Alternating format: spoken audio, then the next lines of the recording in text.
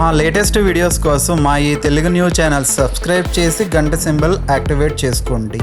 రేపు భాద్రపద శనివారం సాయంత్రం 6 నుండి 7 గంటల మధ్యలో ఇది వేసి దీపం పెడితే చాలు, కూటికి లేనివాడు కూడా కోటీశ్వరుడు అవుతాడు.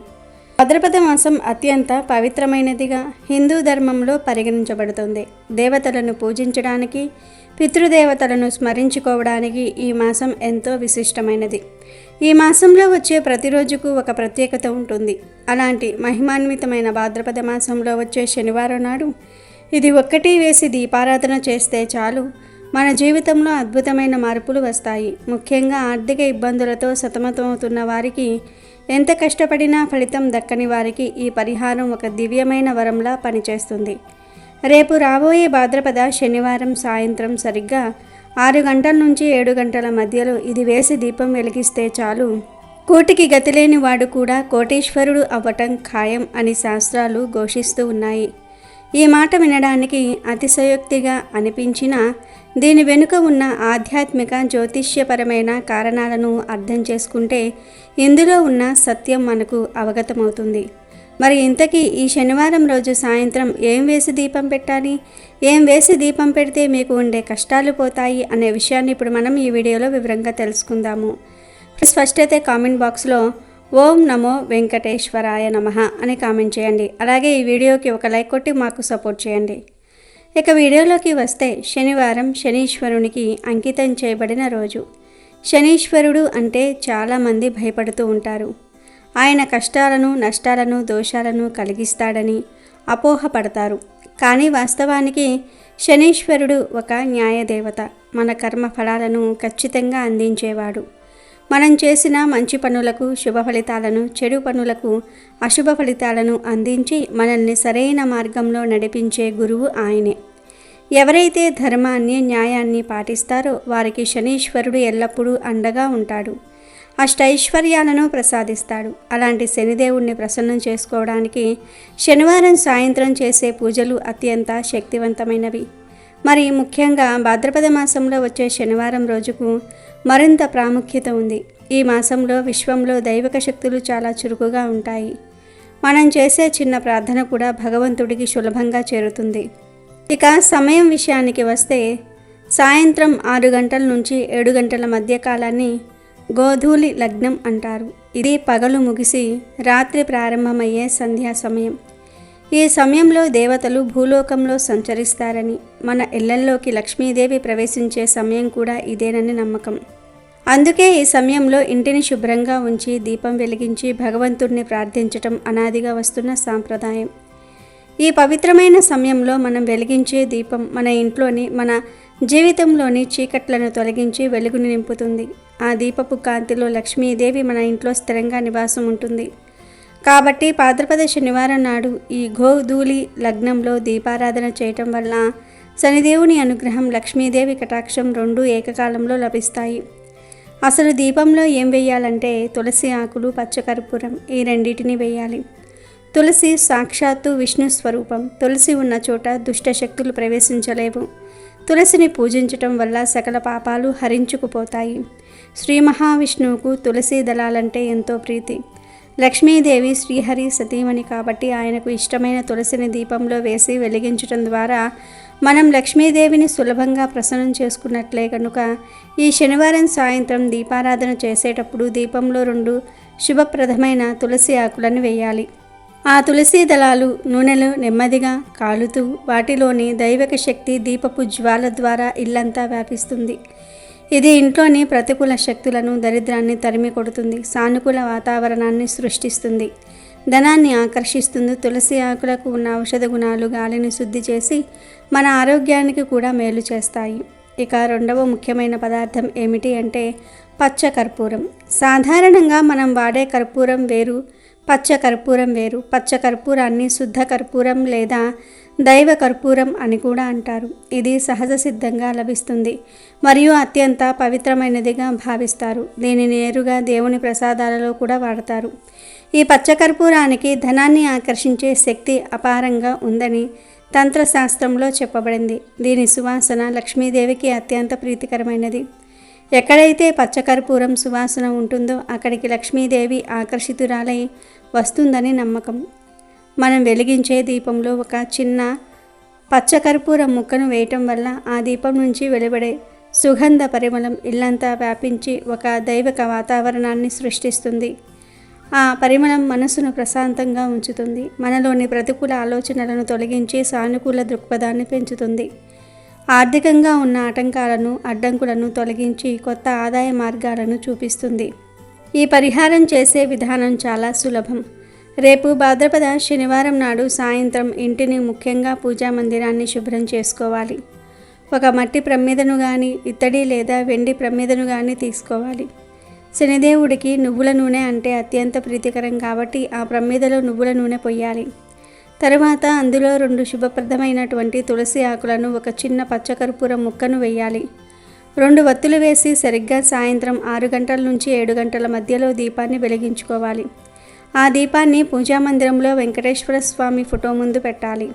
దీపం వెలిగించిన తర్వాత ఆ దీపపు కాంతిని చూస్తూ మీ కష్టాలన్నీ తొలగిపోయి మీ జీవితంలోనికి ఐశ్వర్యం ప్రవహిస్తున్నట్లుగా మనసులో బలంగా సంకల్పించుకోవాలి.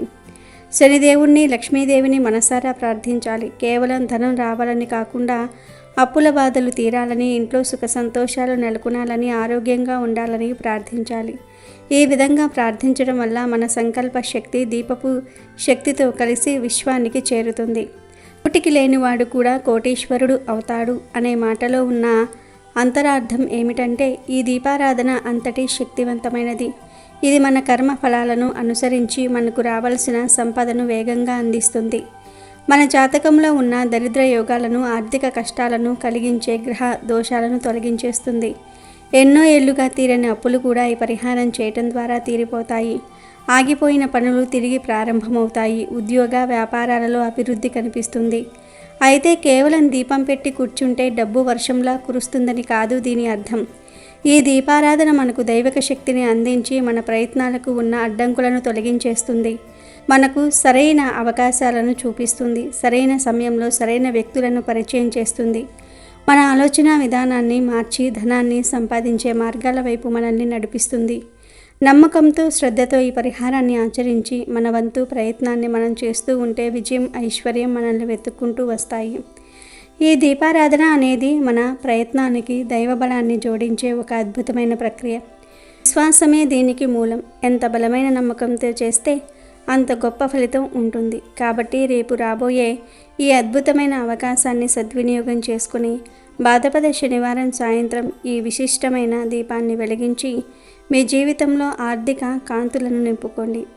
శనిదేవుని కరుణ, లక్ష్మీదేవి ఆశీస్సులతో మీ కష్టాలన్నీ తొలగిపోయి అష్టైశ్వర్యాలతో ఆనందంగా జీవించండి. రేపు భాద్రపద శనివారం రోజు స్త్రీలు ఈ పువ్వును తలలో పెట్టుకుంటే చాలు, అందరూ మీరు చెప్పిన మాటే వింటారు. మీ కొంగు బంగారమవుతుంది. మీ భర్త, మీ కుటుంబం మీ వశమైపోతారు. మీరు చెప్పిన మాటనే వింటారు అని పెద్దలు చెప్తూ ఉన్నారు. పుష్పాలకు మన సాంప్రదాయంలో చాలా ప్రాముఖ్యత ఉంది.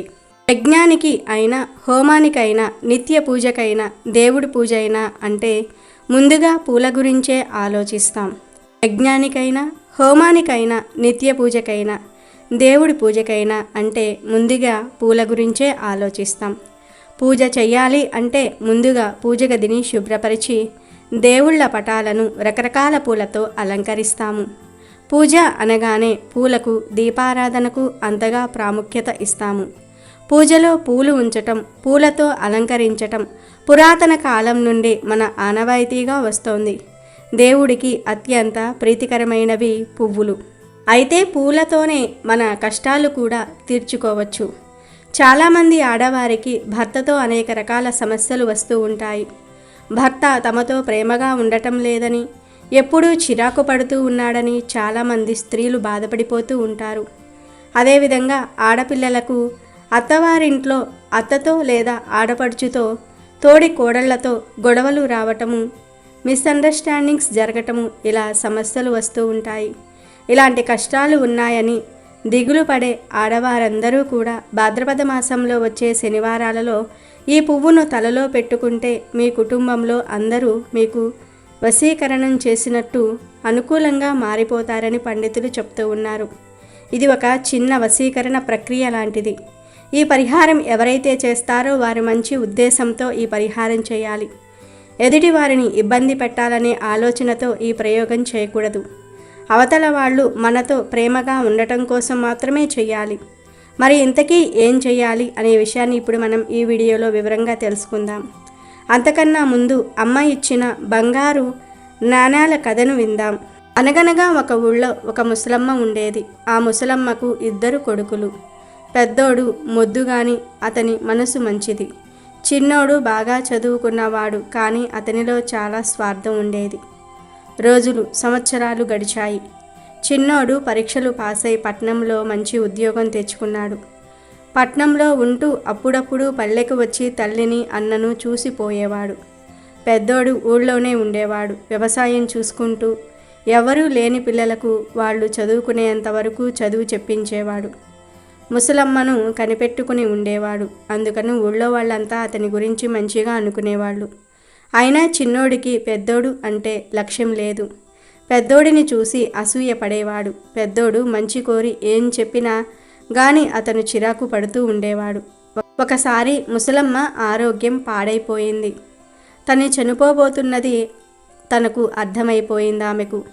దాంతో ఆమె తన 2 కొడుకులను పిలిచి తాంబూలపు తిత్తుల్లో నుంచి 10 బంగారు నాణాలు బయటకు తీసింది. చెరో ఒక 5 నాణాలు కొడుకులకు ఇస్తూ, నాయనలారా, ఇవి మామూలు నాణాలు కావు. వీటిని మట్టిలో పూడ్చితే ఒక్కో నాణం నుండి ఒక్కో మొక్క వస్తుంది. ఆ మొక్కల్ని జాగ్రత్తగా పెంచండి. కొన్ని రోజులకల్లా ఒక్కొక్క మొక్కకు ఒక్కొక్క గుమ్మడికాయ కాస్తుంది. ఆ గుమ్మడికాయల నిండా బంగారు నాణాలు ఉంటాయి అని తను మాట్లాడడం ఆపి మళ్ళీ చెప్పింది. చూడండి బాబులు, వీటిని ఏ స్వార్థం కోసం వాడుకోకండి. ఇతరుల కోసం ఉపయోగిస్తే తప్ప ఇవి మీ దగ్గర నిలువవు అని చెప్పి కన్ను మూసింది. కొన్ని రోజులు గడిచాయి. పెద్దోడు ఆ 5 నాణాలను నాటాడు. 5 గుమ్మడికాయలు వచ్చాయి. 4 గుమ్మడికాయల్ని అనాథాశ్రమాలకు, పేదవాళ్లకు ఇచ్చేశాడు. 5వ గుమ్మడికాయ నాణాలను తనతోనే పెట్టుకున్నాడు. పేద పిల్లల్ని చదివించేందుకు, ఊరికి పనికొచ్చే పనులు చేసేందుకు వాటిని వాడాడు. అవి అయిపోవస్తూ ఉన్నాయనగా వాటిల్లో నుంచి మరో 5 నాణాలు నాటాడు. అవి మొలకెత్తాయి. మళ్ళీ నాణాలిచ్చాయి. చిన్నోడు వాటిని 5 నాణాలు కూడా 5 గుమ్మడికాయల్ని ఇచ్చాయి. అయితే స్వార్థపరుడైన చిన్నోడు వాటిల్లోని బంగారు నాణాలను ఎవ్వరికీ ఇవ్వలేదు. వాటన్నిటినీ కూడా 4 ఎకరాల చేనులో తిరిగి నాటాడు. అయితే ఆశ్చర్యం, ఎన్ని రోజైనా ఏమీ కాలేదు. త్రవి చూస్తే అక్కడ తను నాటిన నాణాలు కూడా లేవు. పోయిన చిన్నోడికి అమ్మ చెప్పిన మాటలు అప్పుడు గుర్తుకు వచ్చాయి. అప్పుడు ఇతరుల కోసం ఉపయోగించటం అంటే ఏంటో కొద్దిగా అర్థమయ్యింది అతనికి. దాంతో చింతించటం మాని తనకు చేతనైనంతలో ఇతరులకు సాయం చేయటం మొదలుపెట్టాడు. అన్న మంచితనాన్ని గుర్తించి అతనితో సఖ్యంగా ఉండటం మొదలుపెట్టాడు. కాలక్రమంలో అన్నాతమ్ములిద్దరూ కూడా సమాజానికి పనికొచ్చే పనులు చాలా చేశారు. వీడియోలోకి వస్తే, ఎవరిని అయినా సరే ఆడవారు అనుకూలంగా మార్చుకోవాలంటే భాద్రపద శనివారం రోజు రహస్యంగా ఎవ్వరికీ చెప్పకుండా ఒక చిన్న పరిహారం చేయాలని శాస్త్రం చెప్తుంది. అసలు ఏం చేయాలి అంటే, భాద్రపద శనివారం రోజు ఆడవారు ఉదయాన్నే లేచి శుభ్రంగా స్నానం చేసుకుని శుచిగా ఉండే వస్త్రాలు ధరించి ఒక మంచి గన్నేరు పువ్వును ఎలా అయినా సరే సంపాదించి తలలో పెట్టుకోండి. పసుపు లేదా గులాబీ రంగులో ఉండే గన్నేరు పువ్వును మాత్రమే తెచ్చుకొని జడలో పెట్టుకోండి. ముందు గన్నేరు చెట్టు దగ్గరకు వెళ్ళి పువ్వును కొయ్యండి. కోసేటప్పుడు నా భర్తను లేదా నా కుటుంబాన్ని నాకు అనుకూలంగా మార్చుకోవడానికి ఈ పరిహారం చేస్తున్నా అని చెట్టుకు నమస్కారం చేసుకోండి. ఆ తర్వాత పువ్వును జడలో పెట్టుకోండి. ఇక ఇంటికి వెళ్ళి పూజా మందిరంలో వెంకటేశ్వర స్వామివారిని కానీ, ఇష్టదైవాన్ని కానీ భక్తి శ్రద్ధలతో పూజించండి. పూజించి మీ కోరికను చెప్పుకోండి. ఎవరైతే మీ మాట వినాలని మీరు అనుకుంటూ ఉన్నారో, మీరు ఎవరి ప్రేమానురాగాలనైతే పొందాలని అనుకుంటూ ఉన్నారో వారు మీ వశమవ్వాలని మీ కోరిక చెప్పుకోండి. అంతే, పరిహారం పూర్తయినట్టే. ఈ పరిహారంలో ముఖ్యంగా చేయవలసిన పని ఏమిటి అంటే, తలలో గన్నేరు పువ్వు పెట్టాలి. తర్వాత సింపుల్ పూజ చేసుకోవాలి. అంతే.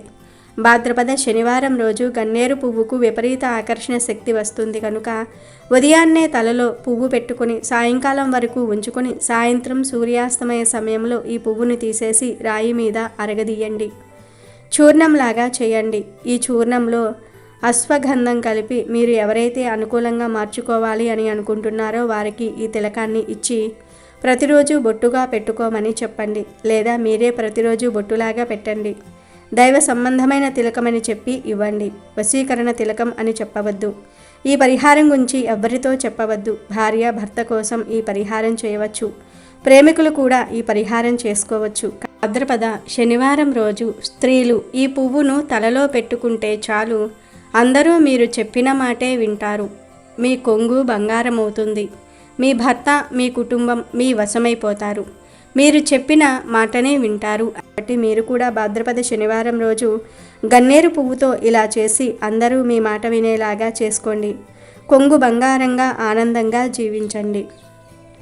అమెజాన్లో బెస్ట్ డిస్కౌంట్స్ కోసం వీడియో డిస్క్రిప్షన్లో లింకు ఉంది, చూడండి. అలాగే మా టెలిగ్రామ్ ఛానల్ సబ్స్క్రైబ్ చేసుకోండి.